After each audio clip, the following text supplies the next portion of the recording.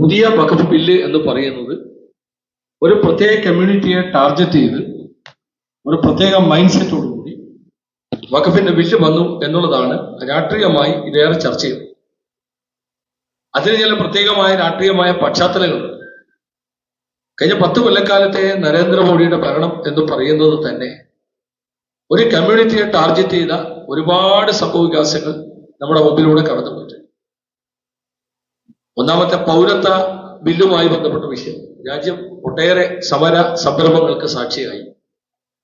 പിന്നീട് നമ്മുടെ രാജ്യത്ത് ചർച്ച ചെയ്യപ്പെട്ട ലവ് ജിഹാദ്, ലോക്സഭയിലെ നക്ഷത്ര ചിഹ്നമിട്ട ചോദ്യത്തിന് മന്ത്രി പോലും റിപ്പോർട്ട് ചെയ്ത ലവ് ജിഹാദ് ഇല്ല എന്ന് പറയുന്നിടത്ത്, അല്ലെങ്കിൽ കേരള ഹൈക്കോടതി ഒരു കേസിനകത്ത് ലവ് ജിഹാദ് എന്ന് പറയുന്ന സംഭവ വികാസത്തെ പൂർണ്ണമായി നിരാകരിച്ച ഒരു സംഭവം. പിന്നെ അത് വന്ന് ഹിജാബ്. കർണാടകയിലൊക്കെ ഹിജാബിന്റെ പേരിൽ ഒരുപാട് മുസ്ലിം പെൺകുട്ടികളുടെ വിദ്യാഭ്യാസം ഹിജാബിന്റെ പേരിൽ, മഫ്തയുടെ പേരിൽ, സ്കാഫിന്റെ പേരിൽ നിഷേധിക്കപ്പെട്ട സന്ദർഭങ്ങളുണ്ടായി. പിന്നീട് രാഷ്ട്രീയമായി അതിന് മറുപടി ഉണ്ടായി. ഞാനത് ആമുഖമായി പറഞ്ഞൊരു പോസിറ്റീവ് ആംഗിളിലേക്കാണ്.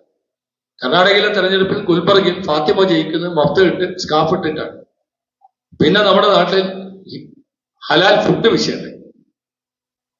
മുത്തലാഖ് ബില്ല് വന്നു.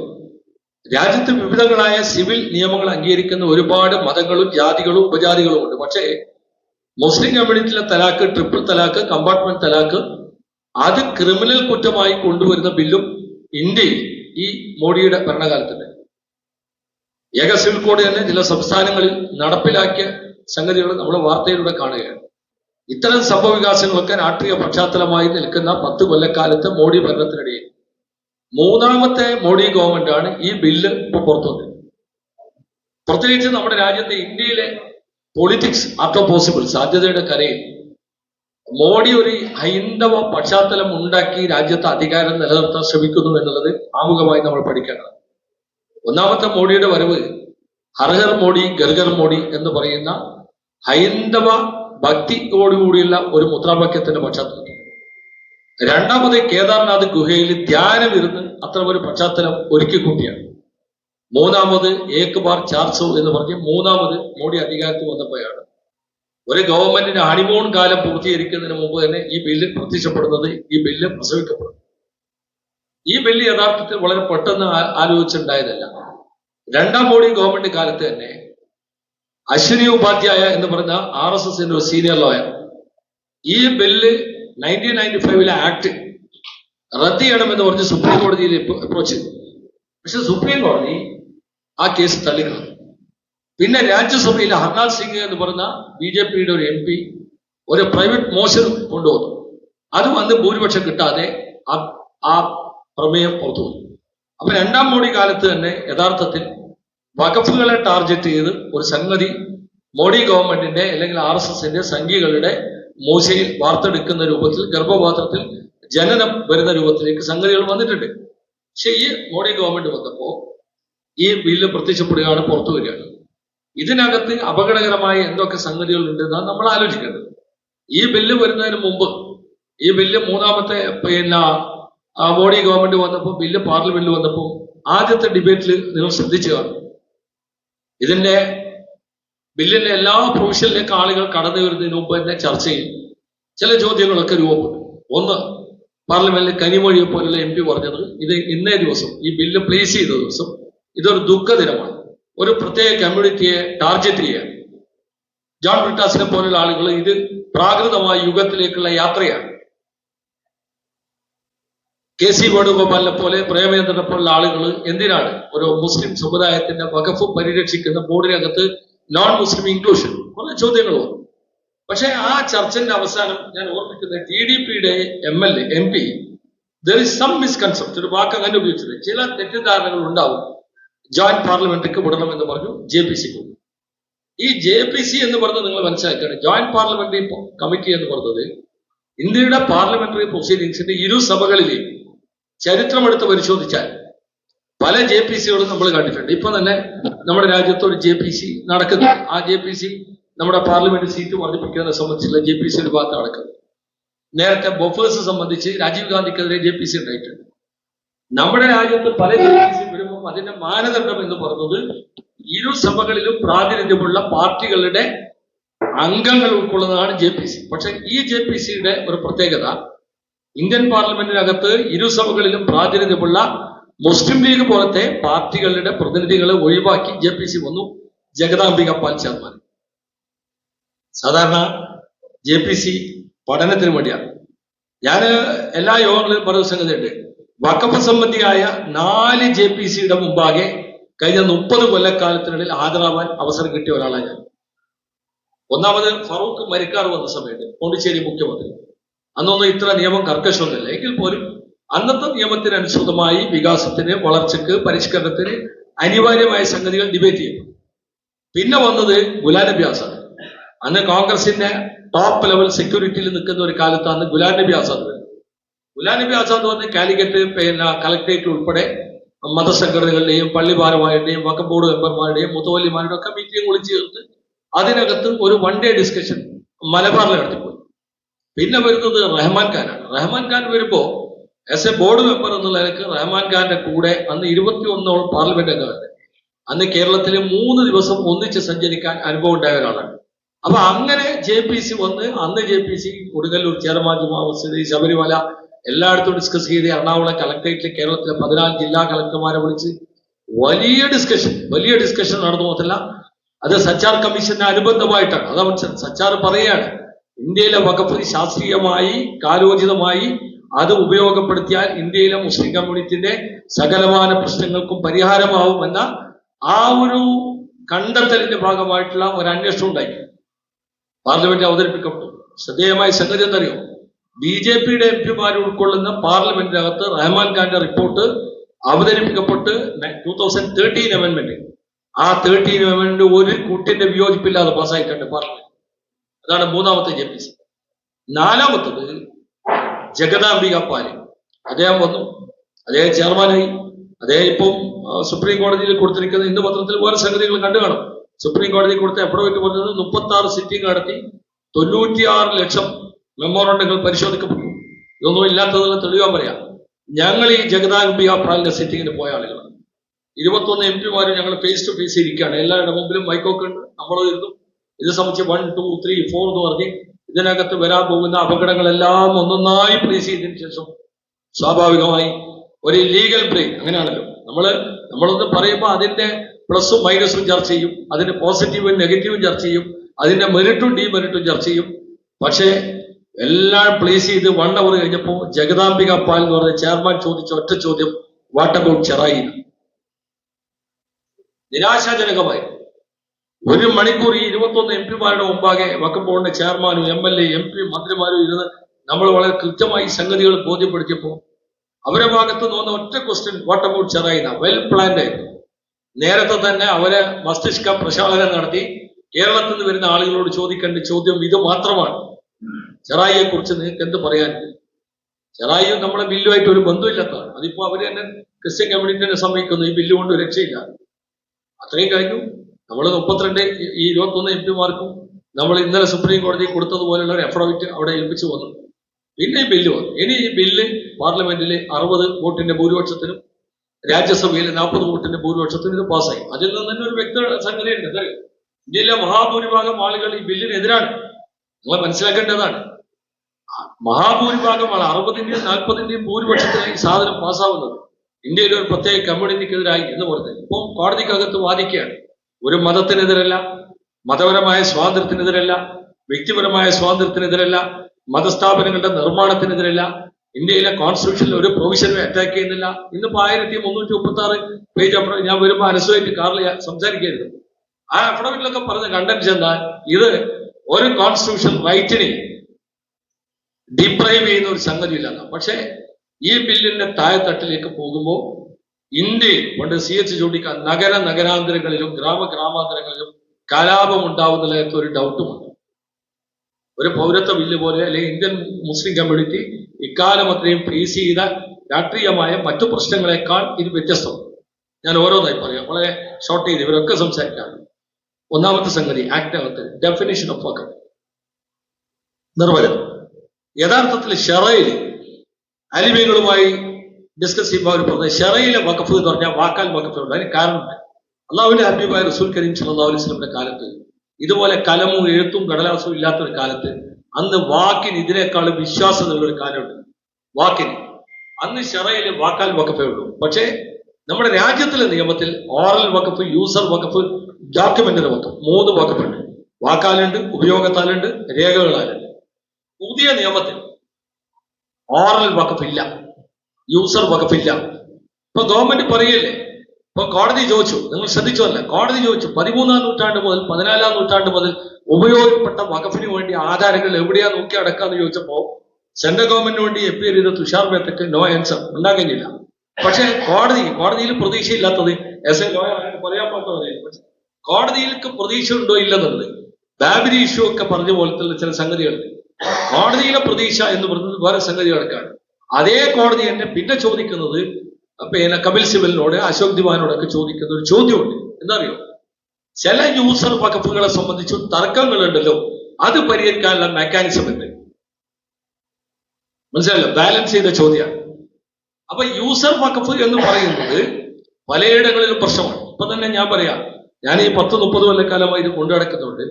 ഇപ്പൊ ഈ ബില്ല് വരുന്ന ആശങ്ക വന്ന മുതൽ വീട്ടിൽ വരുന്ന ആളുകളുടെ ഒക്കെ ചോദ്യം, ഞങ്ങൾക്ക് യൂസർ വഖഫുണ്ട്, 1 ഏക്കർ 34 സെന്റ് ഞങ്ങളുടെ കൈവശമുണ്ട്, 88 രേഖ ഉള്ളൂ, ബാക്കി 42 എങ്ങനെ രജിസ്റ്റർ ചെയ്യും? പ്രോബ്ലമാണ്. നമുക്ക് ആൻസർ ചെയ്യാൻ കഴിയാത്ത പ്രോബ്ലമാണ്. പലയിടത്തും ചെറിയതായി ഞാൻ പറഞ്ഞത്, കേരളത്തിൽ പോലും സേഫ് അല്ല എന്ന് ഞാൻ പറഞ്ഞു വരുന്നത്. അപ്പൊ യൂസർ വഖഫ് എന്ന് പറഞ്ഞു ഒന്ന് മനസ്സിലാക്കേണ്ട ഒരു സംഗതി എന്താ വെച്ചാൽ, നമ്മുടെ കമ്മ്യൂണിറ്റി എന്ന് പറഞ്ഞത്, പ്രത്യേകിച്ച് കേരളം പറയാം, കേരളത്തിൽ പോലത്തെ ഒരു കമ്മ്യൂണിറ്റിയിൽ ഒരു 1/2 നൂറ്റാണ്ട് മുമ്പ് ഒരു ഫ്ലാഷ് ബാക്കോ അല്ല നമ്മൾ അന്വേഷിച്ച് ഒരു ചരിത്ര പഠനത്തിൽ വിജയമാക്കിയാൽ ഇതുപോലെ അന്തസ്സോടെ, ഇസ്സത്തോടെ, അഭിമാനത്തോടെ, ഇഖ്ലാസോടെ ജീവിക്കുന്ന ഒരു കമ്മ്യൂണിറ്റി ആയിരുന്നില്ല നമുക്കറിയാം. നമ്മൾ ഈ ചെയർ പോലും CHന്റെ നാമധേയത്തിൽ നിങ്ങൾ ശ്രദ്ധിച്ചാൽ മതി. അങ്ങനെ എല്ലാത്തൊരു കാലമുണ്ട്. സ്കാഫിട്ട മൊത്തം ഒരു പെൺകുട്ടിയെ CH അന്വേഷിച്ച കാലം, SLCക്ക് ഒരു റാങ്ക് കിട്ടുമോ ഈ കമ്മ്യൂണിറ്റിയിൽ ഒരു കുട്ടിക്ക് അന്വേഷിച്ച കാലം, പിന്നെ പടതയിൽ സൗദ 1ാം റാങ്കുകാരിയാവുമ്പോൾ CH ഇല്ലാതെ പോയൊരു കാലം നമ്മുടെ മുമ്പിൽ ഈ ചിത്രമൊക്കെ ഉണ്ട്. ആ കാലത്ത് പോലും കേരളത്തിലെ 1ാമത്തെ എത്തിയകാരാണ്. പലരും എന്നോട് ഡിസ്പ്യൂട്ട് ചെയ്ത് ചോദിക്കുന്ന ഒരു സംഗതിയാണ്, ഞാൻ ഓർഫനേജിന്റെ സ്റ്റേറ്റ് സെക്രട്ടറിയാണ്. കേരളത്തിലെ മുസ്ലിം യത്തീംഖാനകൾ പോലും JDT പോലും സ്ഥാപിക്കപ്പെട്ടത് പഞ്ചാബിലെ ഗസൂരി ബ്രദേഴ്സ്. ഫറൂഖ് കോളേജിന് വേണ്ടി രജിസ്ട്രേഷന്റെ ഫീസ് അടക്കാൻ മദ്രാസിലെ തുകൽ വ്യാപാരികളോട് പണം കടം വാങ്ങാൻ സീതി സാഹിബിനെ പോലെ കായികമില്ലത്തിനെ സമീപിച്ച, ജില്ലാ മുസ്ലിം ലീഗിന്റെ കാറ് വിറ്റ, അല്ലെങ്കിൽ ധരിക്കുന്ന ഖദറിന്റെ കുപ്പായത്തിന്റെ തുണി വിറ്റ ഒരു കാലമുണ്ട്. നമ്മൾ ഇന്ന് കാണുന്ന പോലത്തെ ആ ഒരു കാലത്ത് കിട്ടിയ വഖഫുകൾ, ഞാൻ അതിലേക്ക് എന്നെ പോവാം, അങ്ങനെ കിട്ടിയ ഒരു കാലത്തെ വഖഫുകളുണ്ട്. അങ്ങനെ വരുമ്പോ പ്രിയപ്പെട്ടവരെ, കോഴിക്കോട് തന്നെ ഓറൽ വഖഫ്, യൂസർ വഖഫ് നമ്മുടെ ഉണ്ട്. നമ്മള് നോർത്ത് ഇന്ത്യയിലേക്കൊന്നും പോകണ്ട. യൂസർ വഖഫ് കണ്ണായ സ്ഥലത്ത് കോഴിക്കോട് കണ്ണംപറമ്പ് ശ്മശാനം, ഞാൻ പറയാം, കോളറ വന്ന് വസൂരി വന്ന് ആളുകളെല്ലാം മരിക്കുന്ന ഒരു കാലം എന്ന് പറഞ്ഞാൽ ഭീതിതമായ കാലം. ഭീതിതം എന്ന് പറഞ്ഞതിന്റെ ബെസ്റ്റ് എക്സാമ്പിള് പുസ്തകങ്ങളിൽ കാണാൻ കഴിയും. മരിച്ച മയ്യത്തിന്റെ മുകളിൽ നിന്ന് കുട്ടി കൊല കുടിക്കുന്നത് ഉത്തരവാദപ്പെട്ടവർ കണ്ടുപോയ ഒരു കാലം, അത്രയേറെ ഭീതിതമായ ഒരു കാലം. ആ കാലത്ത് മരിച്ച ആളുകളുടെ മയ്യത്തുകൾ മറമാടുന്നതിന് വേണ്ടി കണ്ണംപറമ്പ് ശ്മശാനം അന്ന് ഗവൺമെന്റ് കൊടുത്തതാണ്. ഇന്നും ടാക്സ് നിൽക്കുന്നത് tax in the name of Calicut കോർപ്പറേഷനാണ്. അവിടെ മരിച്ച മന്ത്രിമാരും MLA മാരും പത്രപ്രവർത്തകന്മാരും സ്വാതന്ത്ര്യ സമര സേനാനികളും സാംസ്കാരിക നായകന്മാരും, ഞാൻ പേര് പറയുന്നില്ല, ഒരുപാട് ആളുകൾ റബ്ബിന്റെ റഹ്മത്തിന് വിധേയമായി യാത്രയായി മയ്യത്തായി അവിടെ കിടക്കുന്നു. ഇപ്പൊ RSSന്റെ സ്റ്റേറ്റ്മെന്റ് വന്നില്ലേ കണ്ണംപറമ്പിനെ കുറിച്ച്. അപ്പൊ യൂസർ വഖഫ് തർക്കത്തിലേക്ക് പോകും. ഞാൻ കേരളം മാത്രം പറയാം. അപ്പൊ യൂസർ വഖഫ് എന്ന് പറഞ്ഞത് ഗൗരവതരമായ വിഷയമാണ്. നാട് നീള പ്രശ്നങ്ങൾ ഉണ്ടാവും. അപ്പൊ യൂസർ വഖഫ്, ഓറൽ വഖഫ് മാത്രമല്ല, ഇന്ന് പറഞ്ഞു തരാം, ഏപ്രിൽ 8-ന് മുമ്പ് രജിസ്റ്റർ ചെയ്യാത്ത ബില്ല് പാസ്സായ ദിവസം എല്ലാം അതിന് 2ാമത്തെ ഘട്ടത്തിലേക്ക് വരാം. ഇനി 2ാമത്തെ രജിസ്ട്രേഷൻ കലക്ടർ. ഇപ്പൊ നമ്മുടെ ഇന്നലെ എറണാകുളത്തെ അജണ്ടയിൽ ഒരു ചർച്ച എന്നറിയോ, ഈ പുതിയ ബില്ല് വന്നാൽ ഇനി വഖഫ് ബോർഡ് കേരളത്തിൽ ഇത്രയധികം ഓഫീസൊന്നും 9 ഓഫീസ്, ഓഡിറ്റും ഇല്ല, ഒന്നുമില്ല. ഓഫീസെല്ലാം കൂട്ടലല്ലേ, എല്ലാം കലക്ടർക്കാണ്. നിങ്ങൾ ഡിക്ഷണറിയിൽ ആരാണ് കലക്ടർ എന്ന് പരിശോധിച്ചു വെച്ചാൽ is A busiest civil servant എന്നാണ്. അതാണ് കലക്ടർ. ഒരു ജില്ലയെ സംബന്ധിച്ചിടത്തോളം റവന്യൂവിന്റെ ഹെഡാണ്. അയാൾക്ക് 100 പണിയുണ്ടാവും. ആ കൂട്ടത്തിൽ അതാണ് സുപ്രീം കോടതി മിനിയാജ് വെച്ചത്. സർക്കാരും ഒരു വഖഫ് സ്ഥാപനവും തമ്മിൽ ഭൂമിയെ സംബന്ധിച്ച് തർക്കം വന്നാൽ അത് കലക്ടർ വിധി പറയാൻ, ഞാൻ കലക്ടർ സർക്കാരിന്റെ ഭാഗമല്ലേ, മനസ്സിലായോ? ഇനി കലക്ടറാണ് ഇത് തീരുമാനിക്കേണ്ടത്. ഒരു ആപ്ലിക്കേഷൻ കൊടുക്കണം കലക്ടർ. ഇപ്പൊ നമ്മൾ വഖഫ് ബോർഡിൽ കൊടുത്താൽ, വഖഫ് ബോർഡിൽ രജിസ്ട്രേഷൻ ആപ്ലിക്കേഷൻ കൊടുക്കുക എന്ന് പറഞ്ഞാൽ നിങ്ങൾ ശ്രദ്ധിച്ചാൽ ആ ആപ്ലിക്കേഷൻ എന്ന് പറയുന്നത് സെക്ഷൻ 40 അനുസരിച്ച് നിങ്ങൾ കൊടുത്താൽ റിലയബിൾ ഇൻഫർമേഷൻ ബോർഡിന് കിട്ടിയാൽ ആഫ്റ്റർ ഹോൾഡിംഗ് ആൻ എൻക്വയറി, ആ holding an enquiry 3 types of എൻക്വയറിയാ. ഒന്ന് ഒരു പത്രത്തിൽ കൊടുക്കും, ഇന്ന ജില്ലയിൽ ഇന്ന താലൂക്കിൽ ഇന്ന അംശം ഇന്ന ദേശം ഇന്ന സർവേ ഇന്ന റീസർവേ ഇന്ന ഭൂമി വഖഫായി രജിസ്റ്റർ ചെയ്യാൻ വന്നിരിക്കുന്നു, ആർക്കെങ്കിലും ആക്ഷേപമുണ്ടോ? Holding an enquiry by local inspection by വഖഫ് ഒഫീഷ്യൽസ്, ഇന്നയാളെ കൈവശമാണ്. നമ്പർ 3, അത് മറ്റൊരാളെ കൈവശാന്നുണ്ട്, അയാൾക്ക് നോട്ടീസ് അയച്ച് അയാളെ കേൾക്കും. കേട്ടിട്ടാണ് വഖഫ് ബോർഡ് തീരുമാനിക്കുന്നത് വെദർ ഇറ്റ്സ് എ വഖഫ് ഓർ നോ. എന്നിട്ട് ആ സബ്സെക്ഷൻ എന്താ പറയുന്നത്? സബ്സെക്ഷൻ പറഞ്ഞത് അത് ബിക്കെയിം ഫൈനൽ ആവുന്ന എപ്പോന്നറിയോ? ട്രിബ്യൂണൽ ആൾട്രോ മോഡിഫൈയോ ചെയ്യാതിരുന്നാൽ. അതാണ് കാസക്കാരനൊക്കെ മൈക്ക് കയറി വന്നിട്ട് പറഞ്ഞത് എന്തറിയോ? ഇങ്ങനെ ചൂണ്ടിക്കാണിച്ച വഖഫാവും. ഒരിക്കലും അവര് സെക്ഷൻ 40 ഇങ്ങനെ വലിയ ഭയാനകമായി പറയല്ലേ. അപ്പൊ രജിസ്ട്രേഷൻ എന്ന് പറഞ്ഞ് ഇനി കലക്ടർക്ക് പോയാൽ, കലക്ടർ എന്ന് പറയുന്നത് നമ്മളെ കലക്ടർമാരെ അടക്കി ആക്ഷേപിക്കല്ല, പക്ഷേ കലക്ടർ എന്ന് പറഞ്ഞത് ഇപ്പൊ നിങ്ങൾ നൽകാൻ നോർത്ത് ഇന്ത്യയിലൊക്കെ ബുൾഡോസർ രാജിന് ഓർഡർ ഇടുന്നാരാ? ബുൾഡോസർ രാജിന് ഓർഡർ ഇടുന്നാരാ? സബ് ഡിവിഷണൽ മജിസ്ട്രേറ്റിന്റെ പരിധിയിലുള്ള IAS ഇടുകയാണ്. ഇനി അതൊന്നും വേണ്ട. ഇന്ത്യയിൽ എക്കാലവും ഇന്ത്യ ജീവിച്ചിരിക്കുന്നിടത്തോളം കാലം ഓർമ്മിക്കാൻ കഴിയുന്ന ഒരു ദുരന്തം ബാബരി. ആ ബാബരി മസ്ജിദിന്റെ കേസിന്റെ ഡൈവേർഷൻ എങ്ങനെയാ? അന്നത്തെ സബ് ഡിവിഷണൽ മജിസ്ട്രേറ്റ് കേരളക്കാരൻ, പത്തനംതിട്ടക്കാരൻ KK നായർ, അദ്ദേഹം കൊടുത്ത റിപ്പോർട്ടിലാണ് ഈ മേറാബിന്റെ മുകളിൽ മുമ്പ് വിഗ്രഹം ഉണ്ടെന്ന് എഴുതി വെച്ചത്. അപ്പൊ കളക്ടറിലേക്ക് പോവുക എന്ന് പറഞ്ഞത് ഒട്ടേറെ, പ്രത്യേകിച്ച് നോർത്ത് ഇന്ത്യ പോലെ എടുത്ത് ഒരുപാട് വിഷയങ്ങൾ ഉണ്ടാക്കിയെടുക്കും. രജിസ്ട്രേഷൻ. മൂന്നാമത്തത് ആർക്കൊക്കെ രജിസ്റ്റർ ചെയ്യാന്ന് പറഞ്ഞെടുത്ത് പറഞ്ഞത് 5 കൊല്ലം പ്രാക്ടിക്കൽ മുസ്ലിമാണ്. അല്ലെങ്കിൽ തന്നെ നാട്ടിലെ മുസ്ലിമുകൾ കൂടിയിട്ടല്ല, ഗുഡ് മുസ്ലിം, ബാഡ് മുസ്ലിം, എക്സ് മുസ്ലിം, ഒരുപാട് മുസ്ലിമുകളാണ്. ഇനിയിപ്പോ വരാൻ പോകുന്നത് പ്രാക്ടിക്കൽ മുസ്ലിം ആവണം. ആരാ ഇത് തീരുമാനിക്കാൻ? ഞാൻ പ്രാക്ടിക്കൽ മുസ്ലിമാണ്. നിങ്ങളൊന്ന് ആലോചിക്കണം. എന്തിനാണെന്നറിയോ? നിങ്ങൾ ആലോചിക്കുന്നുണ്ടാവും, വക്കീലന്മാരില്ലാത്തവരിവിടെ ഉണ്ടാവും, അതെന്തിനാ അങ്ങനെ വെച്ചത്? അതിൽ ചില കളിയുണ്ട്. ജാതീയമായ ഉച്ചനീചത്വക്കാരന് ഇസ്ലാമിലേക്ക് വന്ന ഒരാളിന് 5 കൊല്ലത്തേക്ക് ഒന്ന് നമസ്കരിക്കാൻ ഒരു കൊച്ചു കൂര വഖഫാക്കാൻ പറ്റൂല. മനസ്സിലായല്ലോ? അപ്പൊ 5 കൊല്ലം പ്രാക്ടിക്കൽ മുസ്ലിം. ഇനി നാലാമത്തത് ഇപ്പോഴുള്ള പ്രൊവിഷനിൽ സെക്ഷൻ 104 പറഞ്ഞത് any person professing other than ഇസ്ലാം, ഇസ്ലാം മതം വിശ്വസിക്കാത്ത ഒരാളിനും പള്ളിക്കലേക്ക് തരാം. എന്തിനൊക്കെ 12 ആക്ട് സ്ഥലം പറഞ്ഞിട്ടില്ല. ആ ആക്ടിൽ പറയുന്നത് ഈദ്ഗാഹിന് തരാം, പള്ളിക്ക് തരാം, ഖബർസ്ഥാന് തരാം, ദർഗക്ക് തരാം, മക്ബറക്ക് തരാം, മുസാഫർഖാനക്ക് തരാം, ലിസ്റ്റ് ഉണ്ട്. ഇനി പറഞ്ഞല്ലോ സെക്ഷൻ 104 ബ്രാക്കറ്റിലിട്ടിരിക്കുക ഡിലീറ്റഡ്, അത് ഒഴിവാക്കി. ഇനി ഹിന്ദുവിന് വഖഫ് ചെയ്യാൻ പറ്റില്ല, ഒരു ക്രിസ്ത്യാനിക്ക് വഖഫ് ചെയ്യാൻ പറ്റില്ല. കോൺസ്റ്റിറ്റ്യൂഷൻ പ്രൊവിഷൻ എങ്ങനെയാ അത് എതിരാവുന്നതെന്നല്ലോ ഞാൻ പറഞ്ഞുതരാം. ഇന്ത്യൻ കോൺസ്റ്റിറ്റ്യൂഷൻ പറഞ്ഞിട്ടുണ്ട് ഒരു പേഴ്സന് right to acquire property, right to dispose the property. ഒരു വസ്തു വാങ്ങാനും വസ്തു വിൽക്കാനും ക്രയം ചെയ്യാനും വിക്രയം ചെയ്യാനും അധികാരമുണ്ട്. നേരെ എതിരാണ്. എന്റെ വസ്തു ഞാൻ എന്തോ തൊട്ട് ഞാൻ എന്റെ നാട്ടിൽ എത്തിക്കാനൊക്കെ കൊടുക്കണം തീരുമാനിച്ചാൽ പുതിയ നിയമം അനുസരിച്ച് പറ്റൂല. മനസ്സിലായില്ലേ വെറുതെ? അപ്പൊ സെക്ഷൻ 104 ഡിലീറ്റ് ചെയ്താൽ. ഇനി അഞ്ചാമത്തെ ഒരു 10 കാര്യം ഞാൻ പറയും, ഇവരെല്ലാം കൂടി പറയട്ടെ. അഞ്ചാമത്തെ കാര്യം, ഈ ബോർഡിന്റെ കോൺസ്റ്റിറ്റ്യൂഷൻ നിങ്ങൾ ശ്രദ്ധിച്ചാൽ മതി. ഈ ബോർഡ് നേരത്തെ ഒക്കെ നോമിനേറ്റഡ് ബോർഡായി വന്ന് ഗുലാം നബി ആസാദിന്റെ JPC വരുമ്പോഴേക്കാണ് ഇത് എലക്ടഡ് ബോഡിയായി മാറി. ഇപ്പോ മുസ്ലിം MLA കൂട്ടത്തുനിന്ന് ഒരു ഇലക്ഷൻ 2 പേര്. ഇപ്പൊ കേരള നിയമസഭ എക്സാമ്പിളെ പറയാം. LDFനും UDFനും മുസ്ലിം MLA ഈക്വൽ ആയതുകൊണ്ട്, ടാലി ആയതുകൊണ്ട് എന്ത് പറ്റി? ഇടതുപക്ഷത്തു നിന്ന് കൊല്ലം ഇരവിപുരത്തുനിന്ന് നൗഷാദ് MLAയും UDFന്റെ ഭാഗത്തുനിന്ന് മലപ്പുറത്ത് ഉപയോഗിക്കും. മുസ്ലിം MP കൂട്ടത്തുനിന്ന് ഇലക്ഷൻ, മുസ്ലിം MP UDFന് കൂടുതലായതുകൊണ്ട് വഹാബ് സാഹിബ്. അതുപോലെ കാസർഗോഡ് തൊട്ട് തിരുവനന്തപുരം വരെയുള്ള 1 ലക്ഷത്തിലധികം വരുമാനമുള്ള വഖഫുകളുടെ തെരഞ്ഞെടുപ്പിൽ നിന്ന് ഞാനും മായരാജിക്ക് ജയിച്ചു. ഞാൻ ആ കോട്ടയിൽ ജയിച്ചു. അതുപോലെ തന്നെ മുസ്ലിം ബാർ കൗൺസിൽ മെമ്പർമാർ 5 പേരുണ്ട്. അതിൽ ഇടതുപക്ഷത്തിന് ഭൂരിപക്ഷമുണ്ട്. ഇടതുപക്ഷത്തിന്റെ പ്രതിനിധിയായി ഷറഫുദ്ദീൻ വക്കീൽ വന്നു. പിന്നെ 3 നോമിനേഷനാണ്. നിങ്ങൾ മനസ്സിലാക്കേണ്ടേ, ഈ എലക്ടഡ് സിസ്റ്റം പോയിട്ട് എന്തിനാണ് നോമിനേഷൻ എന്ന് ചോദിച്ചാൽ അതിന്റെ ഉത്തരം ഞാൻ പറഞ്ഞു. ഇന്ത്യയിൽ തമ്പിൽ മെജോറിറ്റിയിൽ 10, 16, 18 സ്റ്റേറ്റ് BJP ഭരിക്കുക. അവരെ സംബന്ധിച്ച് നിങ്ങൾ എന്നാൽ ചെക്ക്, ഇന്ത്യയുടെ ചരിത്രത്തിൽ മുസ്ലിം MP മുസ്ലിം മന്ത്രിയില്ലാത്ത ഒരു ഭരണത്തിലൂടെയല്ലേ പോകുന്നത്. രാജ്യത്തെ പ്രബല മതന്യൂനപക്ഷമായ ഒരു കമ്മ്യൂണിറ്റിയെ ഒരു MLA ആക്കാൻ, ഒരു MP ആക്കാൻ, മന്ത്രിയാക്കാൻ വിമുഖത കാണിക്കുന്ന തികഞ്ഞ ഫാസിസ്റ്റ്. അത് തന്നെ ഒന്നിനൊന്ന് ഇപ്പൊ ചിലർ പരിശോധിക്കുന്നത്. ക്ലാസിക്കൽ ഫാസിസം, നവഫാസിസം പഠിച്ചോണ്ടിരിക്കുക, പഠിക്കട്ടെ.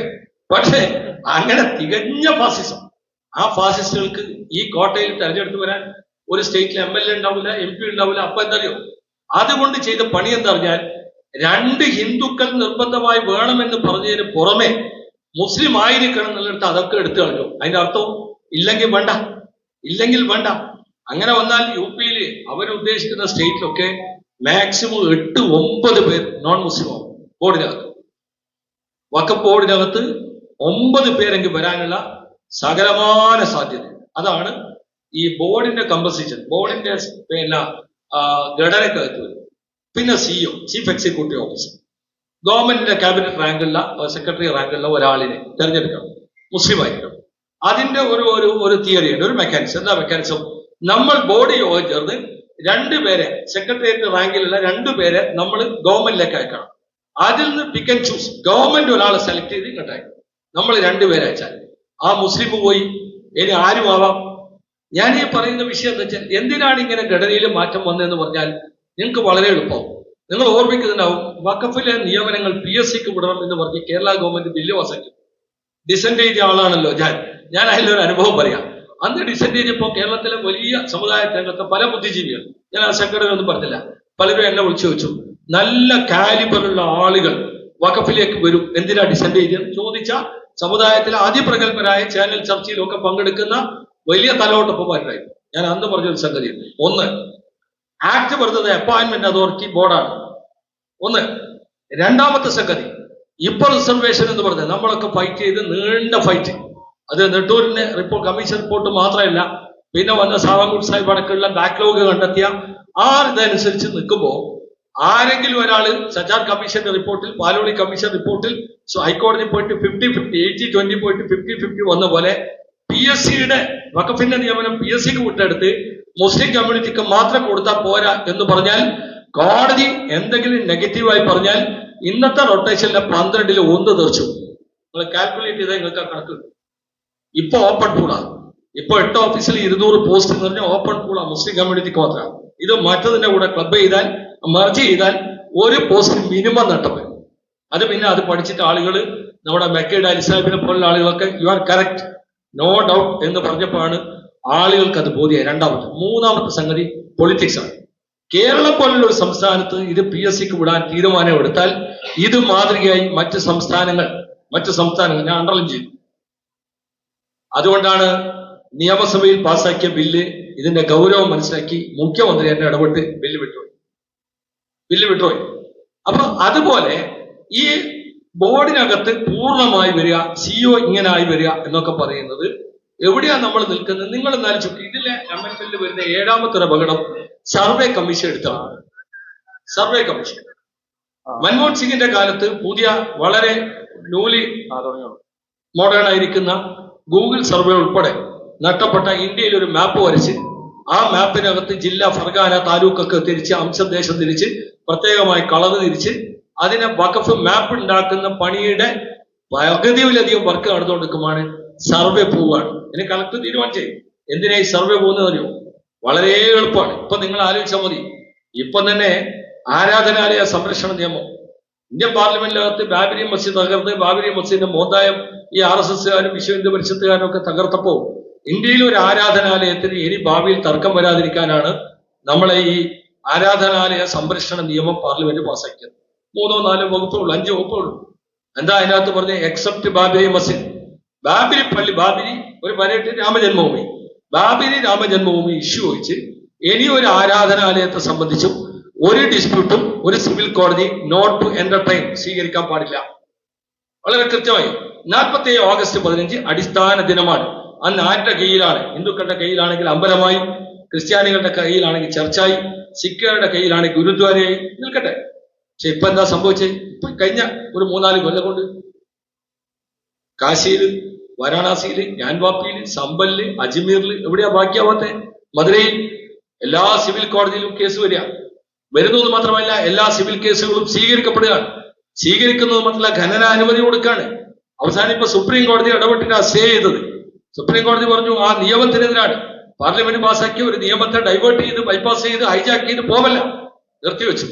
അപ്പൊ ഇനി സർവേ കമ്മീഷൻ കൂടി പോയാൽ നിങ്ങൾ എഴുതി വെച്ചോ, സംഭവിക്കാൻ പോകുന്നത് ഇതുപോലെ ഓരോ സ്ഥലത്തെ സംബന്ധിച്ചു അളവിലും തൂക്കത്തിലും എല്ലാം കുഴപ്പം വരും. മനസ്സിലായി? ഇനി മറ്റൊരു സംഗതി, നമ്മുടെ ട്രിബ്യൂണലിനകത്ത് ജില്ലാ ജഡ്ജിയുടെ റാങ്കിലുള്ള ഒരാൾ, ഗവൺമെന്റ് സെക്രട്ടറി ലെവലിലുള്ള ഒരാൾ, മുസ്ലിം നിയമത്തിൽ ഗാഢമായ പാണ്ഡിത്യമുള്ള ഒരാൾ ട്രിബ്യൂണൽ ഹാജരാകുന്ന വക്കീലാണ് നമ്മുടെ അനസ്. എന്തിനാണെന്ന് പറഞ്ഞാൽ അതിനകത്ത് മുസ്ലിം നിയമത്തിൽ ഗാഢമായ പാണ്ഡിത്യമുള്ള ആൾ പോവാന്ന് പറയല്ലേ. എന്തിനാണ് മുസ്ലിം നിയമത്തിൽ ഗാഢമായ പാണ്ഡിത്യമുള്ള ആൾ എന്ന് പറയാൻ? ഞാനിപ്പോ എന്റെ അനുഭവം കൊണ്ട് പറയാം. കഴിഞ്ഞ 23 കൊല്ലമായി ഞാൻ ബോർഡിലിരിക്കുക. പല സമയങ്ങളിലും മതപരമായ വിഷയങ്ങളെ സംബന്ധിച്ച് തർക്കങ്ങൾ നമ്മുടെ മുമ്പിൽ വരുന്നുണ്ട്. ഒരു നോളജ് അനിവാര്യമാണ്. ഇപ്പോ ഇയാളെ സാക്ഷ്യത്തിൽ ഇയാൾ ബോർഡിലൂടെ വരുന്ന ആളല്ലേ. കഴിഞ്ഞ ആഴ്ച ഒരു മുജാഹിദ് പള്ളിയിൽ സുന്നി മയ്യത്ത് വന്നാൽ തഹ്ലീൽ പറ്റുമോ തൽക്കീൻ പറ്റുമോ എന്നതാണ്. അപ്പൊ തഹ്ലീൽ എന്താന്ന് തൽക്കീൻ എന്താന്ന് അറിയുന്ന ആളാണ് ഇരിക്കട്ടെ. മുജാഹിദ് പള്ളിയിൽ സുന്നിയുടെ മയ്യത്ത് കൊണ്ടുവന്ന് മയ്യത്തിന്റെ കടബാധ്യതകളെ കുറിച്ചൊക്കെ പറഞ്ഞ് അതിനെ നമസ്കരിക്കുന്നുണ്ട്. അത് ഹൈക്കോടതി തന്നെ പറഞ്ഞിട്ടുണ്ട്. മയ്യത്ത് നമസ്കരിക്കുന്ന പുതിയ നമ്മുടെ പിണറായി വിജയൻ നിയമപരിഷ്കരണ കമ്മീഷൻ ഉണ്ടാക്കിയപ്പോൾ അതിനകത്ത് കെട്ടി തോമസ് കൊടുത്ത 2 കാര്യമുണ്ട്. ഒന്ന്, ഈ മയ്യത്ത് ഈ ഡെഡ് ബോഡീസ് ബന്ധപ്പെട്ട ആരാധനാലയങ്ങളിലേക്ക് വന്നാൽ അതിന്റെ കാർമ്മികത്വം വഹിക്കേണ്ടത് ബന്ധുമിത്രാദികളോ അവർ ചുമതലപ്പെടുത്തിയ ആളോ. പലയിടത്തും ഉണ്ടാകുന്ന ഒരു വിഷയം ഒന്ന്. പിന്നെ ഈ കോവിഡുമായി സമാനമായി വന്ന ഒന്ന്, അത് പിന്നെ ബില്ല് കേരളത്തിൽ പാസ്സാവില്ല. അതായത് ഈ മന്ത്രി ചൂതുന്ന പരിപാടി നിരാകരിക്കുന്നത്. അപ്പം പിന്നെ ഈ പെസഹ വ്യാഴ്ച കാലുകാരനും സമ്മതിക്കൂല. അതൊക്കെ വലിയ വിഷയത്തിലേക്ക് പോകും. അതിപ്പോ നിയമപരിഷ്കരണ കമ്മീഷന്റെ 2nd റിപ്പോർട്ടിന്റെ 3rd പേജിൽ അത് പറയുന്നുണ്ട്. അപ്പൊ ഇത് തഹ്ലീലും തൽക്കീനും ഒക്കെ പറയുന്ന വിഷയം നമ്മുടെ മുമ്പാകെ കേസ് വരികയാണ്. ഒന്ന്. രണ്ടാമത്തെ, ഞാൻ ഓരോന്നായിട്ട് പറയാം. കഴിഞ്ഞ ആഴ്ച തിരുവൂരിൽ സീനിയർ മോസ്റ്റ് ലോയർ അയാൾ ആർഗ്യാണ് മക്ബറയെ സംബന്ധിച്ച് ഫതൂഹുൽ മുയിൻ വെച്ചിട്ട്. എന്താ ആർഗ്യം അറിയോ? വാട്ട് ഈസ് മീൻ ബൈ കബർ? കബർ എന്ന് പറഞ്ഞാൽ 6 അടി താഴ്ചയിൽ, അതാണ് കബർ. വാട്ട് ഈസ് മീൻ ബൈ മീസാൻ? It is only an indication. ഇന്ന ആളാ മരിച്ചു പോയത് ഇത്രാം തീയതി, അതിന്റെ മുകളിൽ സാധനം ഇല്ലാത്ത, അതിന്റെ മേലെ സാധനം ഇല്ല. അയാൾ ആർഗ്യുമെന്റ് അതാ. മതപരമായ സംഗതികൾ വരുന്ന ഒരുപാട് സംഗതികൾ ഇവിടെ വരും. അപ്പൊ അത് വരുന്നിടത്താണ് മുസ്ലിം നിയമത്തിൽ ഗാഢമായ പാണ്ഡിത്യമുള്ള ആള് വേണ്ട എന്ന് തീരുമാനിക്കും. ഞാൻ എളുപ്പം നിങ്ങൾക്ക് മനസ്സിലാവാനാ പറഞ്ഞത്. അതുപോലെ തന്നെ ഒരുപാട് സംഗതി, കണക്കുകൾ നിങ്ങൾ ആലോചിക്കേണ്ടത് അറിയാം. കണക്ക് കൊടുക്കേണ്ടത് മാർച്ച് 31 സാമ്പത്തിക വർഷം പൂർത്തീകരിക്കുന്ന മുറക്ക് നിങ്ങൾ വഖഫ് ബോർഡിൽ കണക്ക് കൊടുക്കണം. സംഭാവന വെച്ച് ബാക്കി എല്ലാത്തിനും 7% വീതം അടക്കണം. അതിന്റെ 7% പിന്നെ സെൻട്രലിലേക്ക് പോകും. അത് വേറെ വിഷയം. ആ 7% എന്ന് പറഞ്ഞത് വരിസംഖ്യയാവാം, കാർഷിക കാലാനുഭവമാവും, വാടകയാവും, ഭണ്ഡാരമാവും, നേർച്ചയാവും, മയ്യത്തിന്റെ ഫീസാവും, കല്യാണത്തിന്റെ നിക്കാഹിന്റെ ഫീസ്, പലതും വരും. പല കാറ്റഗറിയും വരും. പുതിയ സെക്ഷൻ പറയുന്നതെന്ന് വെച്ചാൽ ഇത് സെൻട്രൽ ഗവൺമെന്റ് പോർട്ടലിലേക്ക് അയക്കണമെന്ന് മാത്രമല്ല, അയക്കാതിരുന്നാൽ ജയിലാണ്. അവിടെ അപകടം തരും. ഇപ്പൊ നിങ്ങൾ നമുക്ക് തന്നില്ലെങ്കിൽ 5 കൊല്ലം 10 കൊല്ലം കഴിഞ്ഞാലും നിങ്ങൾക്ക് അപ്പീൽ ഫയൽ ചെയ്യാം. 10 കൊല്ലം കമ്മിറ്റി മാറിപ്പോയതുകൊണ്ട് കണക്കില്ലാത്തതുകൊണ്ട്. പക്ഷെ പ്രൊവൈഡഡ് 1/3 അടച്ചാൽ നമ്മൾ അപ്പീൽ അഡ്മിറ്റ് ചെയ്യും. കണക്കുകൾ പരിശോധിക്കപ്പെടും. 1/3 അടച്ചിട്ട് 1 ലക്ഷം റുപ്യ അടക്കേണ്ടടുത്ത് 33,000 അടച്ചാൽ നിങ്ങൾ അപ്പീൽ പരിശോധിക്കപ്പെടും. ഈ സെൻട്രൽ ഗവൺമെന്റ് പോർട്ടലിൽ അയക്കുന്നതിന്റെ പ്രശ്നം തരുമോ? പഠിക്കാനാ പറഞ്ഞത്. ഇവരിങ്ങനെ അന്വേഷണം നടക്കുന്നുണ്ട്. എവിടെ തരാം? ഈ സോഷ്യൽ ക്ലൈമറ്റിനകത്ത് ഇങ്ങനെ ഇവർ സഞ്ചരിക്കുന്നതിനോ ഇവന്റെ എല്ലാം ഈ മൈനോറിറ്റി കമ്മ്യൂണിറ്റിന്റെ മണി സോഴ്സ് ഏതാണ്? ഇത് ക്രിസ്ത്യാനികൾക്ക് മനസ്സിലാവുന്ന പണി ഞാനിപ്പോ പറഞ്ഞു കൊടുത്തിട്ടുണ്ട്. ഇതറിയോ? ഇപ്പൊ 10,342 ചാരിറ്റി സ്ഥാപനങ്ങളുടെ ഫെറ അനുസരിച്ചുള്ള NOC റദ്ദാക്കിയത്. 1/2 പേജ് ഓർഡർ ഉള്ളൂ തങ്ങളെ. ആ ഓർഡറിൽ പറഞ്ഞത് ഡ്യൂ ടു കൺവേർഷൻ, ഈ പണം ഉപയോഗിച്ച് രാജ്യത്ത് മതപരിവർത്തനം നടത്തുന്നു എന്ന് എഴുതി വെച്ചിട്ടാണ് ആ 99% പോയത് അവരുടെ. നമ്മളെ പോയിട്ടുണ്ട്. ഇപ്പൊ കുറ്റിച്ചെറിയിലൊക്കെ പോയിട്ടുണ്ട്, നമ്മളെ സ്ഥാപനത്തിന് പോയിട്ടുണ്ട്, NOC പോയിട്ടുണ്ട്. ഞാൻ അതിലൊക്കെ ഒന്നും പറഞ്ഞില്ല. പക്ഷേ ആ കൺവേർഷൻ എന്ന് പറഞ്ഞിട്ട് പോകുമ്പോ ഒരു ബുദ്ധിയില്ലായ്മ എന്താ അറിയോ? നമ്മളെ നാട്ടിലെ നോട്ട് നിരോധനം വന്നപ്പോൾ മൻമോഹൻ സിംഗ് പറഞ്ഞിട്ടുണ്ട്. എന്തറിയോ? ഇത് ഔദ്യോഗികമായ ഒരു ലൂട്ടിംഗ് ആണ്, കവർച്ചയാണത്. അതുപോലെ ഈ വിദേശത്തു നിന്ന് വരുന്ന പണം, ഇന്നലെ സുരേഷ് ഗോപി ഒരു സ്ഥലത്ത് പറഞ്ഞിട്ടുണ്ട്. എന്തറിയോ? ഈ അമ്പലത്തിൽ നിന്നെല്ലാം കിട്ടുന്ന പൈസ രാജ്യത്തിന്റെ GDP വർദ്ധിപ്പിക്കുന്നത്. ആയിക്കോട്ടെ, വർദ്ധിപ്പിക്കും, വിരോധമില്ല. പക്ഷെ വിദേശത്തു നിന്ന് പോളണ്ടോ സ്പെയിനോ ജർമ്മനിയോ ഇറ്റലിയോ ഹംഗറിയോ ഏതെങ്കിലും രാജ്യത്തു നിന്ന് ക്രിസ്തീയ സ്ഥാപനങ്ങൾക്കോ അല്ലെങ്കിൽ ഗൾഫ് രാജ്യങ്ങളിൽ നിന്ന് UAE എമിറേറ്റ്സിൽ നിന്ന് ഏതെങ്കിലും പള്ളിക്കോ എത്തിക്കാനൊക്കെ പൈസ വന്നാൽ ഈ രാജ്യത്തിന്റെ മാർക്കറ്റ് അസജീവമാകും. ഈ രാജ്യത്തിന്റെ മാർക്കറ്റ് എക്കണമിയാ ശക്തിപ്പെടുക. പക്ഷേ അത് നിരോധിച്ച് ആ ഗവൺമെന്റാ പറഞ്ഞത് നിങ്ങൾ കണക്ക് സെൻട്രൽ പോർട്ടലിൽ കൊടുക്കണം.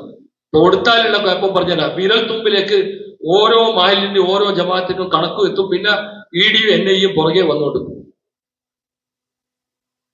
ഞാനാ സിയാസ്കോൻ പങ്കെടുത്ത സിയാസ്കോന്റെ മീറ്റിംഗിൽ ഞാൻ പറഞ്ഞു, പാലക്കാട് വെച്ച് മാധ്യമക്കാരെ ഇന്റർവ്യൂ ചെയ്ത സമയത്ത് ഞാൻ പറഞ്ഞു കേരളത്തിലെ 1400 സാമൂഹ്യ സേവ സ്ഥാപനമാണ്.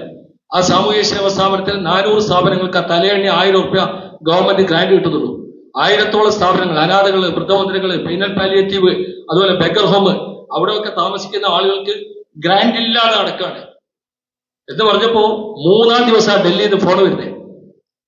മലയാളിയായ ഇ ഡി ഉദ്യോഗസ്ഥൻ, മീഡിയയിൽ നിങ്ങളൊരു പ്രസ്താവന കണ്ടു, പിന്നെ എങ്ങനെ ഈ 1000 സ്ഥാപനം നടക്കുന്നത്?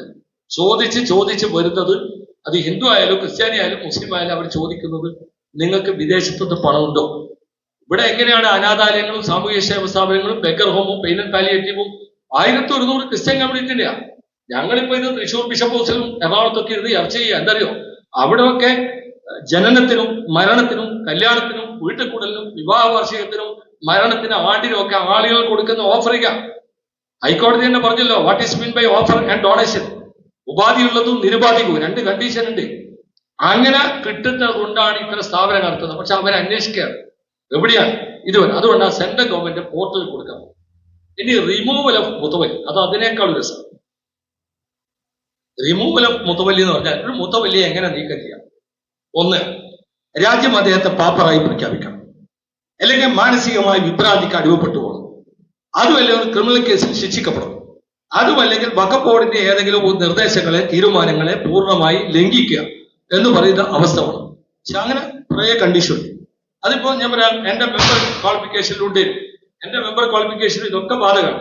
എന്നെ മുത്തവല്ലി സ്ഥാനത്ത് നിന്ന് കോടതി നീക്കം ചെയ്യുക, ഞാൻ മാനസികമായി വിഭ്രാന്തിയിൽ അകപ്പെടുക, അല്ലെങ്കിൽ രാജ്യം എന്നെ പാപ്പറാക്കുക. പക്ഷെ കേരള ഗവൺമെന്റ് ഞാൻ വീണ്ടും മത്സരിക്കുന്നതിന് റൂൾ അമെന്റ്മെന്റ് ഉണ്ട്. അതേപോലെ കേരള ഹൈക്കോടതിന്റെ ഞാൻ മൈനാജിക്ക് ബന്ധപ്പെട്ട കേസിൽ റിപ്പോർട്ടർ റൂളിംഗ് വന്നു. ജസ്റ്റിസ് ഹരിപ്രസാദ് എന്താ പറഞ്ഞല്ലോ, കേന്ദ്ര ഗവൺമെന്റ് ഒരു തീരുമാനത്തെ സംസ്ഥാന ഗവൺമെന്റിന് ബൈപ്പാസ് ചെയ്യാൻ കഴിയില്ല, വീണ്ടും മത്സരിച്ച് അങ്ങനെയാണ്. അതുപോലെ ഇതിനകത്ത് റിമൂവലിൽ ലാസ്റ്റ് ഒരു ക്ലോസ് ചെയ്ത് വെച്ചിരിക്കുന്നത് UAPA പെട്ട സംഘടനയിൽ അംഗമാകുക. കേസ് പ്രതിയാവലല്ല, നോർത്ത് ഇന്ത്യയിലെ ഏത് ചങ്ങായനമാണെങ്കിലും അപ്പം പിടിച്ച് പുറത്തിറങ്ങി. അങ്ങനെ പറഞ്ഞ മെമ്പർ ഇതാണ്. അപ്പൊ എവിടെയാ നിൽക്കുന്നത്? ഞാൻ പറഞ്ഞു വരുന്നത് അപകടകരമായ സ്ഥിതിയിലേക്കാണ്. ഇനി വഖഫുൽ ഔലാദ്, വഖഫിന്റെ പ്രാഥമിക തത്വം വൺസ് എ വഖഫ് ഓൾവേസ് വഖഫ്. ഒരിക്കൽ അള്ളാഹ് കൊടുത്താൽ ഖിയാമത്ത് നാൾ വരെ. ഇപ്പൊ വഖഫുൽ ഔലാദിനെ ന്യായീകരിച്ചിട്ട് കിരൺ റിജു ലോക്സഭയിലെ സ്പീച്ചിൽ പ്രീ ടോക്കിൽ പറഞ്ഞ 2 കാര്യമാണ്. 1, വഖഫ് സ്വത്തുക്കൾ 3% ആളുകളെ കയ്യിലാണ്, 97% കമ്മ്യൂണിറ്റിയെ കൊള്ളയടിക്കുക, അതിൽ നിന്ന് മോചനം. 2, സ്ത്രീ സമൂഹത്തിന്റെ നവീകരണം. അതിന് 2 കാരണം പറഞ്ഞു. 1, ബോർഡിൽ വലുതായി ഇപ്പം തന്നെ ഉണ്ട്. രണ്ടാമത് പറഞ്ഞൊരു സംഗതി എന്താ പറഞ്ഞാൽ, വഖഫുൽ ഔലാദ്, ഒരാൾ വഖഫിയാണ്, ഫാമിലി വഖഫ്, കുറ്റിച്ചിറയിലും മട്ടാഞ്ചേരിയിലും ഒക്കെ ഉണ്ട്. വഖഫുൽ ഔലാദ് ആ വഖഫിന്റെ മരണത്തിന് ശേഷം ഇസ്ലാമിക ശറഅ അനുസരിച്ച് ഇൻഹെറിറ്റ് ചെയ്യുന്ന പെണ്ണുങ്ങന്മാര് എനിക്ക് അവകാശമുണ്ട് എന്ന് പറഞ്ഞാൽ അതിന്റെ മുകളിൽ അവകാശമുണ്ട്. ഇപ്പൊ തന്നെ സുപ്രീം കോടതിയിൽ 1:2 ഒരാഴ്ച തർക്കിച്ച് നിൽക്കുന്നുണ്ട്. 1:2 പറ്റുമോ എന്നുള്ളത്. ഞാനതാണ് നേരത്തെ പറഞ്ഞത്. മരുമക്കത്തായ വരുമ്പോ ഞാൻ മെനിയാണ് ഒരു കേസ് എന്താ വെച്ചാല്, മക്കത്തായത്തിൽപ്പെട്ട ആളുകളാണോ മുത്തവല്ലി ആവേണ്ടത്, മരുമക്കത്തായത്തിൽപ്പെട്ട ആളുകളാണോ മുത്തവല്ലി? ഈ കോഴിക്കോട്ട് ഇരിക്കുന്ന ഇവരോട് ചോദിച്ചാൽ മരുമക്കത്തായി ചോദിച്ചാൽ ഇവർക്ക് പറയാൻ കഴിയും. കാരണം ഇവരുടെ നാട്ടിലെ മരുമക്കത്തായില്ല, അത് എന്റെ നാട്ടിലെ ബാക്കിയുള്ളൂ. എന്റെ നാട്ടിലെ എലത്തൂർ പാലം വരെ ഉള്ളൂ. മദ്രാസ് ഗവൺമെന്റ് ഹിന്ദു മരുമക്കത്തായ അബോളിഷ് ചെയ്ത്, ആരും പറയാത്തത് കൊണ്ട് എന്ത് സംഭവിച്ചാൽ മുസ്ലിം മരുമക്കത്തായ അങ്ങനെ നിലനിന്നു. ഇപ്പൊ എന്റെ പ്രിയപ്പെട്ട പിതാവിന്റെ സ്വത്ത് പാർട്ടീഷനാക്കും, പിതാവിനാണ് അവസാനിച്ച്. ഉപ്പാന്റെ പെങ്ങള് മക്കള് വന്നിട്ട് പേരക്കുട്ടിന്റെ വയറ്റിലെ ഗർഭപാത്രത്തിലിരിക്കുന്ന കുഞ്ഞിന് വരെ അവകാശം. അങ്ങനല്ലേ നിയമം? അപ്പൊ മരുമക്കത്തായ മുത്തവല്ലിയാരാ, മക്കത്തായ മുത്തവല്ലിയാരാന്നൊക്കെ ഫാമിലി വഖഫ് എന്ന് പറയുന്നത് സ്ത്രീകൾക്ക് അവകാശം ചോദിക്കാന്ന് പറഞ്ഞാൽ അതോടുകൂടി ഫാമിലി വഖഫിന്റെ കഥകൾ വഖഫുൽ ഔലാദ് പോവുകയാണ്. വേറൊന്ന് ഇവാക്യൂ വഖഫ്, അഭയാർത്ഥി വഖഫ്. നമ്മുടെ രാജ്യത്ത് ധാരാളം ഉണ്ട്. അതായത് നമുക്കറിയാം, ഇന്ത്യ പാക് ഡിവിഷൻസ് കാലത്ത് ലാഹോറിലേക്ക്, റാവൽപിണ്ടിയിലേക്ക്, കറാച്ചിയിലൊക്കെ ഒരുപാട് ആളുകൾ പോകുമ്പോൾ സ്വത്തുക്കൾ ഇട്ട് വകവെച്ച് പോയിട്ടുണ്ട്. നമുക്ക് ഏറ്റവും പ്രിയപ്പെട്ട സത്താർ സേഠ് സാഹിബിനെ പോലെ ഈജിപ്തിലെ അംബാസഡർ ആ സേഠ് ഫാമിലി. അപ്പൊ ഞാൻ പറയാം, ഈ സേഠ് ഫാമിലിന്റെ ഒട്ടേറെ വഖഫിന്റെ മുത്തവല്ലിയ ഞാൻ നിൽക്കുന്ന ഞാൻ തന്നെ. അതിന്റെ ഉദാഹരണം പറയാം, ഇങ്ങനെ ഇട്ടേച്ച് പോയി. ഒരുപാട് പള്ളിയും മദ്രസ, അഫ്സലിനറിയാം, ഒരുപാട് സ്വത്തുക്കൾ. എന്താ ഉണ്ടായത്? അന്നത്തെ ഗവൺമെന്റ് ഇവാക്യൂ പ്രോപ്പർട്ടിയായി ഗവൺമെന്റ് കയ്യിൽ വെച്ചു. പള്ളി, മദ്രസ, ഷോപ്പുകൾ എല്ലാം. അന്ന് അതാ ഞാൻ പറഞ്ഞത്, സേഠ് സാഹിബിനൊക്കെ ഞാൻ ആവർത്തിച്ച് പറഞ്ഞത് വലിയ എഫേർട്ട് നടക്കുകയാണ്. എന്തറിയോ, സബ് ഡിവിഷണൽ മജിസ്ട്രേറ്റിലെ RDOയിൽ പ്രൊസീഡിംഗ്സ് കൊടുത്തു. ഇത് പള്ളിയാണ്, മദ്രസയാണ്, ഇത് തിരിച്ചു കിട്ടണം. അതിന്റെ അകത്ത് ഹിയറിംഗ് നടത്തിയിട്ട് അതിനകത്ത് ഒരു ഓർഡർ, ആ ഓർഡർ എന്തറിയോ, സിറി സാഹിബ് ഉൾപ്പെടെ, എ കെ ഖാദർ സാഹിബ് ഉൾപ്പെടെ, എന്റെ വല്യപ്പ ഉൾപ്പെടെ, പിതാവില്ല വല്യപ്പ, അവരെ കൊള്ളുന്ന ഒരു ട്രസ്റ്റ് ഉണ്ടാക്കാൻ ഓരോ ഓർഡർ ഇടുകയാണ് ആദ്യം. എന്നിട്ട് അന്ന് തഹസിൽദാരോട് പറയുക, തഹസിൽദാർ വാങ്ങിയ വാടക എല്ലാം കൂടി തഹസിൽദാരുടെ കയ്യിൽ 3 ഉറുപ്പിയുണ്ട്, ആ 3 ഉറുപ്പി ഇവർക്ക് ഹാൻഡ് ഓവർ ചെയ്യാൻ. അത്ര 46 ഷോപ്പിന്റെ വാടക ഇപ്പൊ മുത്തവല്ലിയേറ്റ് ഞാൻ വാങ്ങുന്നതാണ്. അപ്പൊ ഇവരിപ്പോ പറഞ്ഞത് ഇവാക്യൂ പ്രോപ്പർട്ടി എന്ന് വന്നാൽ that property belongs to government. അതായത് ആൾ ഇതെല്ലാം ഇട്ടേച്ച് പോയാൽ പിന്നെ പ്രോപ്പർട്ടി ആരുതാ? സർക്കാരിൻ്റെതാണ്. ജില്ലാ ജഡ്ജി ചെയർമാനായിട്ട്, തലശ്ശേരിയിൽ ജില്ലാ ജഡ്ജി ചെയർമാനായിട്ട് ഒരു വഖഫുണ്ട്. ആ വഖഫിന്റെ പ്രത്യേകത എന്താ അറിയാം? ഹുസൈൻ കാസൻ ദാദ ട്രസ്റ്റിന് അയാൾ പാകിസ്ഥാനിലേക്ക് പോവുകയാണ്. ഇന്ത്യ ഗവൺമെന്റിന് 5000 ഉറുപ്പിന്റെ 20 ബോണ്ട്, അന്നത്തെ 5000 ഉറുപ്പിന്റെ 20 ബോണ്ട് കൊടുത്തു. അയാൾ പോകുമ്പോൾ പറഞ്ഞു ഈ പൈസ എനിക്ക് വേണ്ട. അപ്പം അദ്ദേഹം തന്നെ ഒരു ഡീഡ് ഉണ്ടാക്കി, ജില്ലാ ജഡ്ജി ചെയർമാൻ, 4 ആളുകൾ അതിൻ്റെ അകത്ത് അംഗം. ഇപ്പൊ ഞാൻ അംഗം 32 കൊല്ലം ഞാൻ അതിൻ്റെ അകത്ത് മെമ്പറാണ്. ജഡ്ജിയുടെ ചേംബറിലാണ് മീറ്റിംഗ് കൂടുക. തലശ്ശേരി താലൂക്കിലെ മുസ്ലിം വിദ്യാർത്ഥികൾക്ക് സ്കോളർഷിപ്പ്, അത് അതിന്റെ പ്രിൻസിപ്പൽ എമൗണ്ടിന്റെ 10% മർജ് ചെയ്ത് ഇങ്ങനെ പോവാണ്.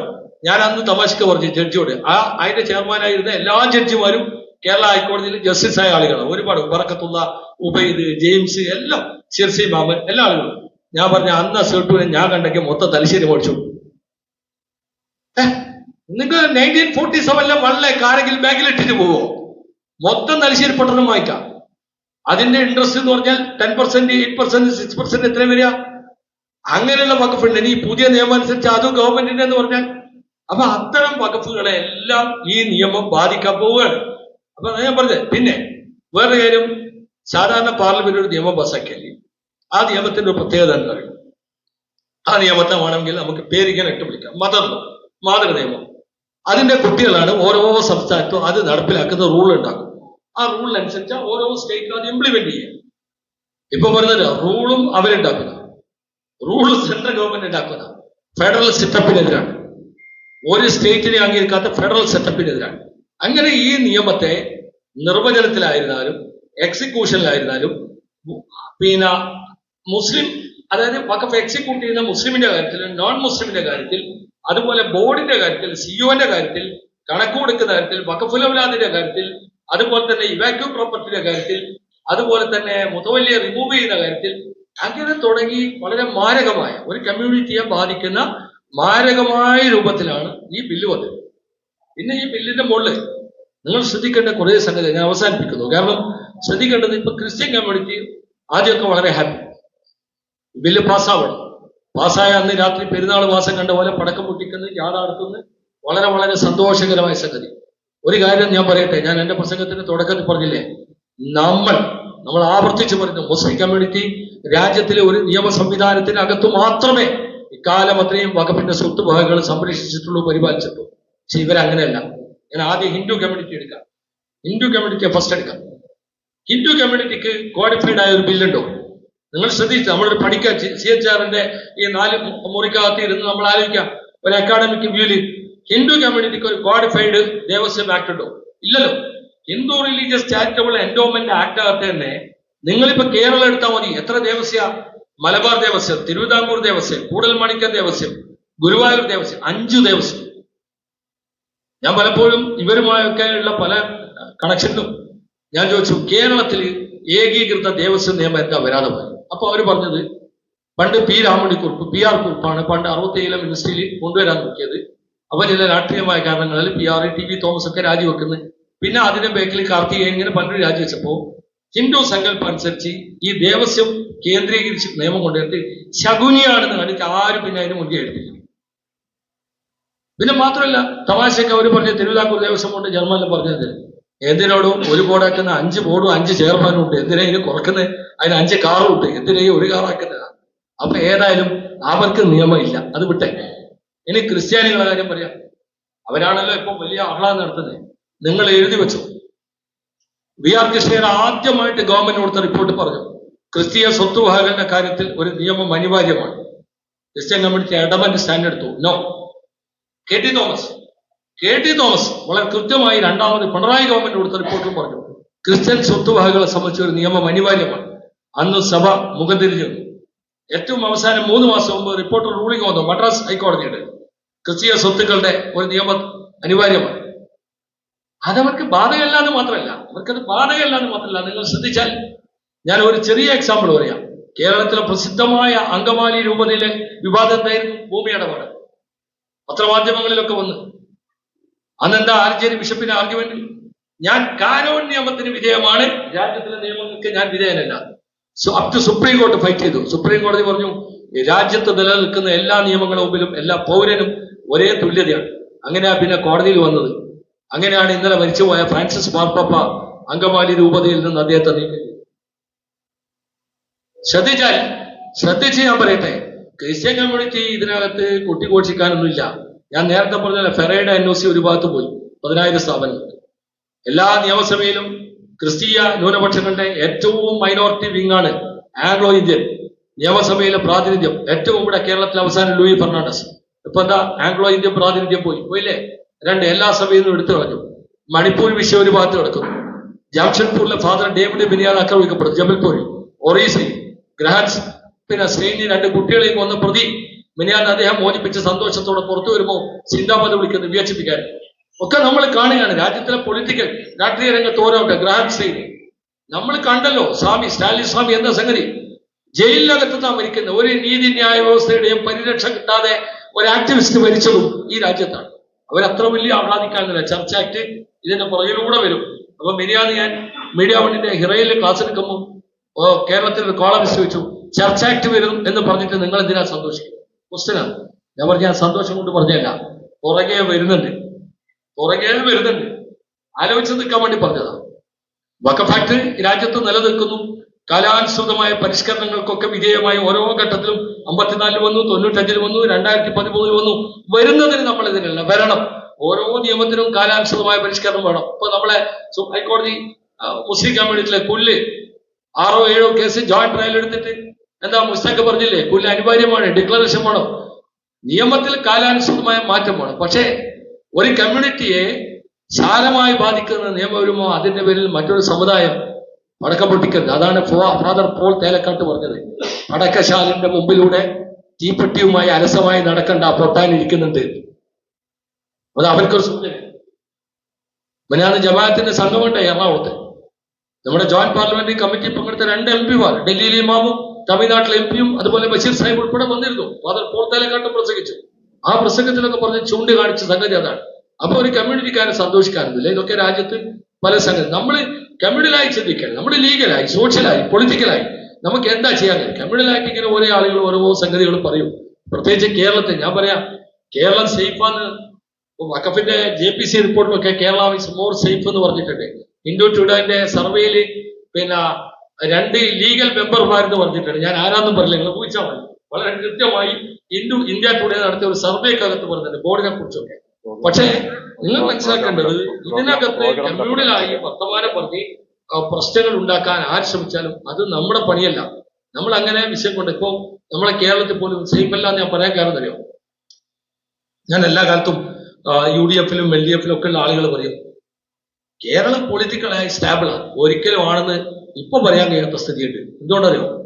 നേമത്തും തൃശ്ശൂരിലൊക്കെ അറിഞ്ഞോ അറിയാതെയോ താമര ചിഹ്നത്തിൽ ബട്ടണമർത്തി ജയിച്ചില്ലേ? കേരളത്തിലെ ഏക കനൽത്തരി ഒപ്പരെന്താ പറഞ്ഞ കിരാതം 3 പ്രാവശ്യം പറഞ്ഞ കിരാതം മറന്നു പോയിട്ടില്ലല്ലോ. ഒരു നിയമത്തെ കുറിച്ച് ഒരു മന്ത്രിയെ പറഞ്ഞ കിരാതം, പാർലമെന്റ് പാസ്സാക്കിയ നിയമത്തെ ഒരിക്കലും പറയാൻ പാടില്ല. സത്യപ്രതിജ്ഞാ ലംഘനമാണ്. പാർലമെന്റ് പാസ്സാക്കി കഴിഞ്ഞാൽ പിന്നെ അത് പോകുന്നത് വരെ അതിന്റെ പിതാവും മാതാവും എല്ലാം അയാൾ തന്നെയാണ്. അപ്പൊ അങ്ങനെ പറയുന്ന ഒരു നാട്ടിലാണ് നമ്മൾ നിൽക്കുന്നത്. ഞാൻ ശ്രദ്ധിക്കാൻ വേണ്ടി പറയാം. അപ്പൊ നിയമങ്ങൾ പാസ്സായിട്ട് പോലും നമ്മുടെ രാജ്യത്ത് വന്ന് ഈ വക വർത്തമാനങ്ങളൊക്കെ പറയുമ്പോൾ ശ്രദ്ധിക്കാനാ ഞാൻ പറഞ്ഞത്. ഇപ്പൊ വന്നിട്ട് ഞാൻ ഈ കാലിക്കറ്റ് യൂണിവേഴ്സിറ്റി ഇവിടെ നിൽക്കല്ലേ, മലപ്പുറം സേഫ് അല്ല, നോമ്പിന് വെള്ളം കിട്ടൂല, ഇതൊക്കെ പറയുമ്പോൾ നമ്മളെ പോലുള്ള ആളുകൾ അത് റിസർച്ച് ചെയ്ത് നോക്കുക. വേറെ പഴയ കാലത്തേക്കൊന്നും വേണ്ട. ഞാൻ പുതിയ അനുഭവം പറയാം. ഈ അടുത്ത് ഞാൻ അതിന്റെ പ്രാവശ്യത്തെ പൊങ്കാല ദിവസം വന്ദേ ഭാരതിന് തലേന്ന് രാത്രി മലബാറിന് തിരുവനന്തപുരത്ത് പോയിട്ട് പിന്നെ ഞാൻ വന്ദേ ഭാരതിന് വരിക. കാലിക്കറ്റ് വന്നത് ഒരുപാട് സ്ത്രീകൾ, കുറ്റപ്പുറത്തു നിന്നൊക്കെ ഒരുപാട് സ്ത്രീകൾ പൊങ്കാല അവരെ ആയുധങ്ങളും ചട്ടിയും എല്ലായിട്ട് പോവാണ്. എവിടെയാ കൂട്ടരെ അവർക്കൊക്കെ സൗകര്യം ചെയ്ത് കൊടുത്തതറിയോ?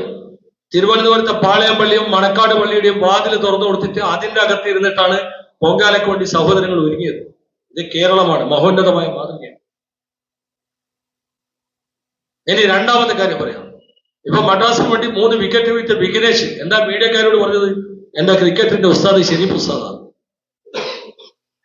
അങ്ങനെ മഹത്തായ ഒരു കേരളത്തിൽ വന്നിട്ട്, കേരളത്തിലെ മലപ്പുറം എന്ന് പറഞ്ഞാൽ പ്രത്യേക രാജ്യമാണ്.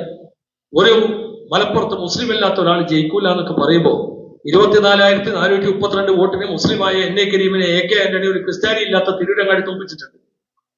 കേരളത്തിലെ ചരിത്രം മറന്നു പോകുന്നുണ്ടാ. നമ്മൾ അപകടകരമായ സ്ഥിതിയിലേക്ക് കമന്റ് വരാം. മീനച്ചിൽ താലൂക്കിൽ 412 ലവ് ജിഹാദ് നടന്നതാണ്. നമ്മളെ PC ജോർജ് പറഞ്ഞിട്ട്. മീനച്ചിൽ താലൂക്ക് എന്ന് പറഞ്ഞാൽ ഈരാറ്റപ്പെട്ട ഒരു മുസ്ലിം കമ്മ്യൂണിറ്റി പ്രദേശമുണ്ട്. അഹമ്മദ് ഒരിക്കൽ പണ്ട് പഞ്ചായത്തായി കൊടുത്തോണ്ടാണ് അവിടുത്തെ ഓഡിറ്റോറിയം വരെ അഹമ്മദ് ഒരിക്കൽ ഓഡിറ്റോറിയമാണ്. നമ്മുടെ V.M.A. കരീം സാഹിബ് ഒക്കെ പഞ്ചായത്ത് പ്രസിഡന്റായി, ഈസാ ഖാൻ പഞ്ചായത്ത് പ്രസിഡന്റായി. വലിയ പ്രദേശമാണ്. പക്ഷെ ഒരു പ്രദേശത്തെ ആകെ ഇത് ഒരു കൈപ്പക്കന്റെ വണ്ണത്തിലാണ്. ഇന്ത്യയുടെ മാപ്പ് വരച്ചാൽ കേരളം എന്ന് പറഞ്ഞ ഒരു കൈപ്പക്ക, ശരിക്കും വരച്ചാൽ നമ്മുടെ നാട്ടിലെ കൈപ്പക്കയാണ്. ഈ കൈപ്പക്ക പോലുള്ള ഒരു ചെറിയ സംസ്ഥാനത്ത് നിന്ന് ഇത്രയും തീവ്രമായി വർഗീയമായി പറയുമ്പോൾ ഈ ബില്ല് തന്നെ, ഈ ബില്ലിനൊക്കെ റെസിസ്റ്റ് ചെയ്യുന്നില്ല. ഞാനിതിന് നിങ്ങൾ എന്ത് ഇന്ററാക്ട് ചെയ്താലും ഞാൻ പറഞ്ഞത് ഒരു സമരം കൊണ്ടോ ഒരു പ്രക്ഷോഭം കൊണ്ടോ അല്ലെങ്കിൽ ഒരു ജുഡീഷ്യറിയിലെ വിശ്വാസം കൊണ്ടൊന്നും ഇത് രക്ഷപ്പെടില്ല. അങ്ങനെ നെഗറ്റീവായി എന്തുകൊണ്ടാണ് സൈനുദ്ദീൻ പറയുന്നത് നിങ്ങൾ ചോദിക്കും.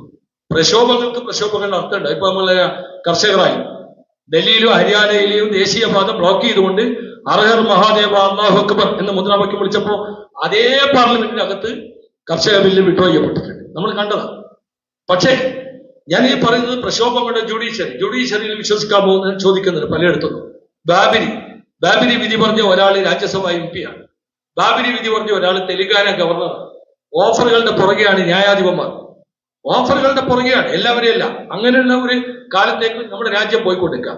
ഇതിനെന്താ മറുപടി എന്ന് പറയുന്നത് രാഷ്ട്രീയമായ ഉത്തരം മാത്രമേ ഉള്ളൂ. ആ ഉത്തരത്തിലേക്ക് പോകുമ്പോൾ ചില കടമ്പകളുണ്ട്. എന്താ കടമ്പ? ഇപ്പൊ പുതിയ പാർലമെന്റ് ഉദ്ഘാടനം ചെയ്തു. അന്ന് ഞാൻ ചന്ദ്രയിൽ എഴുതിയ ലേഖനത്തിൽ ചോദിച്ചു എന്തിനാണ് 858 സീറ്റ്. ഇപ്പൊ പലരും ഈ ചോദ്യം ചോദിക്കുന്നത്. 542 നമ്മുടെ പാർലമെന്റിലെ ഇപ്പോഴത്തെ സീറ്റ്. ഇന്ത്യയിലെ പോപ്പുലേഷൻ ഡെൻസിറ്റി അനുസരിച്ചിട്ട്, ആ പോപ്പുലേഷന്റെ ഡെമോഗ്രാഫി അനുസരിച്ചിട്ട് നിങ്ങൾ 888 എത്തണമെങ്കിൽ കിയാമെന്നാണോ? സർ, ഡീലിമിറ്റേഷൻ പഠിച്ചു നോക്കിയാൽ മതി. ഡീലിമിറ്റേഷന്റെ സ്റ്റോറി പഠിച്ചു നോക്കിയാൽ മതി. 888 എത്തണമെങ്കിൽ ഇന്ത്യയിലെ പോപ്പുലേഷൻ അനുസരിച്ച് 888 പുതിയ പാർലമെന്റിലെ സീറ്റ്. അതാണ് ഇപ്പോ സ്റ്റാലിനും പിണറായിയെല്ലാം കൂടി തമിഴ്നാട് യോഗം ചേർന്ന് എന്തറിയോ കേരളത്തിൽ തന്നെ പറഞ്ഞത് 2018 ആവുന്നത്. സൗത്ത് ഇന്ത്യയിലെ സീറ്റുകളെല്ലാം കുറച്ച് നോർത്ത് ഇന്ത്യയിൽ കൂട്ടി ആയുഷ്കാലം ഈ സംഘികൾ ഭരിക്കുന്ന ഒരു കാലത്തേക്ക് ബംഗാരു ചെട്ടിന്റെ 96 പവന്റെ സ്വർണ്ണ ചെങ്കോലുമായി മൂപ്പര് കടന്നു വന്നിരിക്കും. അപ്പൊ പൊളിറ്റിക്കൽ ആൻസർ എന്ന് പറഞ്ഞത് താഴെ ഇറക്കുക തന്നെയാണ്. വളരെ സിമ്പിളാണ് ഞാൻ പറഞ്ഞത്, വളരെ താഴെ. അതിനെന്ത് മാർഗം എന്ന് വെച്ചാൽ അതിനുള്ള മാർഗമാണ് നമ്മുടെ രാജ്യം പ്രതീക്ഷയോടെ, ഞാൻ ആ പ്രതീക്ഷ വെച്ച് പുലർത്തിക്കൊണ്ട് തന്നെ പറഞ്ഞു, പ്രതീക്ഷയോടെ ഈ കഴിഞ്ഞ തെരഞ്ഞെടുപ്പിൽ ഏക് ബാർ 400 എന്ന് പറഞ്ഞു വന്നപ്പോ നിങ്ങൾ കണ്ടോന്നറിയില്ല, നമ്മൾ പഠിക്കണം ഇന്ത്യയിലെ പൊളിറ്റിക്കലായ സോഷ്യലായ ക്ലൈമറ്റ്, അതിന്റെ ഒരു സോഷ്യൽ ഫാബ്രിക് ഉണ്ട് ഇന്ത്യക്ക്, നമുക്ക് നിഷേധിക്കാൻ കഴിയാത്ത ഒരു ഫാബ്രിക് ഉണ്ട്. ആ ഫാബ്രിക്കിനകത്ത് ഈ സംഖ്യകളെ പരാജയപ്പെടുത്തിയ ലോക്സഭാ കോൺസ്റ്റിറ്റ്യുവൻസിനെ സംബന്ധിച്ച് ഒരു കമ്പാരിറ്റീവ് സ്റ്റഡി നടത്തിയാൽ കാണാൻ കഴിയുന്നത് 18ഓളം അമ്പല നഗരങ്ങളിലാ തോറ്റുപോയി. ദാറ്റ് മീൻസ് ആ ആൻസർ എന്തല്ലോ ഇന്ത്യയിലെ സെക്കുലരത്തിൽ, ഇന്ത്യയിലെ മതസൗഹാർദ്ദത്തിൽ വിശ്വസിക്കുന്ന മഹാഭൂരിഭാഗം ജനത ഇന്ത്യയിൽ ഇന്നും ബാക്കിയാണ്. അയോധ്യ ബെസ്റ്റ് എക്സാമ്പിളാണ്. അയോധ്യയിലടക്കം BJP തോൽക്കുകയാണ്. കനകയിലൂടെ സർവേനകത്ത് നിങ്ങൾ ശ്രദ്ധിച്ചോറില്ല, നരേന്ദ്രമോദിയുടെ സെക്കൻഡ് ഷുവർ സീറ്റ് ആയിട്ട് പറഞ്ഞത് തമിഴ്നാട്ടിലെ രാമനാഥപുരം. അതിന് കാരണം എന്താ? അമ്പല നഗര. വാരാണസി കഴിഞ്ഞാൽ നരേന്ദ്രമോദി മത്സരിക്കുമെന്ന് പ്രതീക്ഷയോടെ പറഞ്ഞത് എന്താണ്? രാമനാഥപുരം. ആ രാമനാഥപുരത്ത് പോലും മുസ്ലിം ലീഗിന്റെ സ്ഥാനാർത്ഥി നവാസ് ഖാനി ജയിക്കുന്നത് 1,66,000 വോട്ടിനാണ്. വാരാണസിയിൽ പോലും 5.5 ലക്ഷം വോട്ടിന് ജയിച്ച നരേന്ദ്രമോദി ഇത്തവണ ജയിച്ചു പോയത് 2.5 ലക്ഷം വോട്ടിനാണ്. അപ്പൊ ചുരുക്കി പറഞ്ഞാൽ ഈ ഫാസിസ്റ്റ് മഹാമാരിക്ക് മുമ്പിൽ കീഴടങ്ങലല്ല യഥാർത്ഥത്തിൽ. ഇപ്പൊ ഇർഫാൻ ഹബീബ് വേണ്ടി ഒരു ലേഖനം എഴുതാണ്ട് വിധിക്ക് മുമ്പിൽ കീഴടങ്ങിയ മാർഗമുള്ളൂ. അങ്ങനെ കീഴടങ്ങാനായിട്ടില്ലല്ലോ. ഫാസിസ്റ്റ് മഹാമാരിക്ക് മുമ്പിൽ കീഴടങ്ങലല്ല. നമ്മൾ പറയുന്നത് നമ്മുടെ രാജ്യം എന്ന് പറയുന്നത്, നമ്മുടെ രാജ്യത്തിലെ ഈ സൗഹാർദ്ദം എന്ന് പറയുന്നത്, നമ്മുടെ രാജ്യത്ത് ഇക്കാലം അത്രയും നിലനിർത്തിയ മാനവിക മൈത്രി എന്ന് പറയുന്നത് പോറ്റി വളർത്തിയ കരങ്ങളിൽ നിന്ന് നമ്മൾ അഭിമാനത്തോടെ ഏറ്റുവാങ്ങിയതാണ്.